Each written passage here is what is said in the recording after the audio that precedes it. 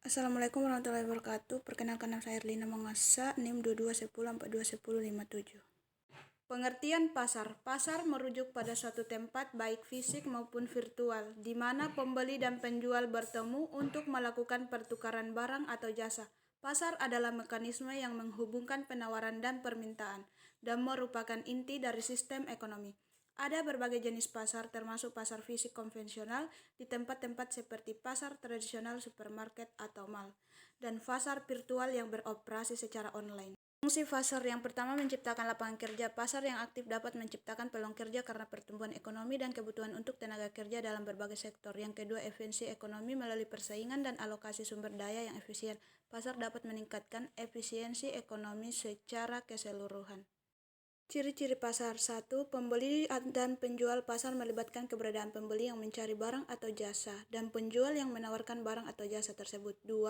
Penawaran dan permintaan. Pasar dipengaruhi oleh hukum penawaran dan permintaan.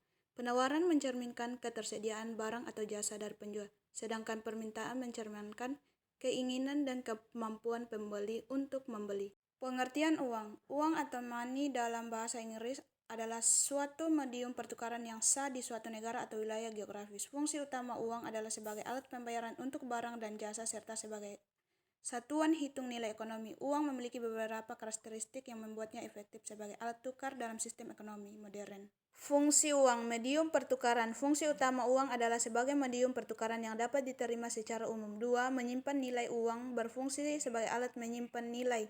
Orang dapat menyimpan nilai ekonomi dalam bentuk uang untuk digunakan pada waktu yang akan datang. Ciri-ciri uang. Yang pertama, keterukuran atau portability. Uang harus mudah dibawa atau dipindahkan. Uang kertas dan logam yang ringan dan mudah diangkut memenuhi karakteristik ini.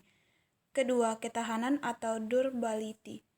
Uang harus tahan lama dan tidak mudah rusak. Ini memastikan bahwa uang dapat digunakan dalam jangka waktu yang cukup lama tanpa mengalami kerusakan signifikan.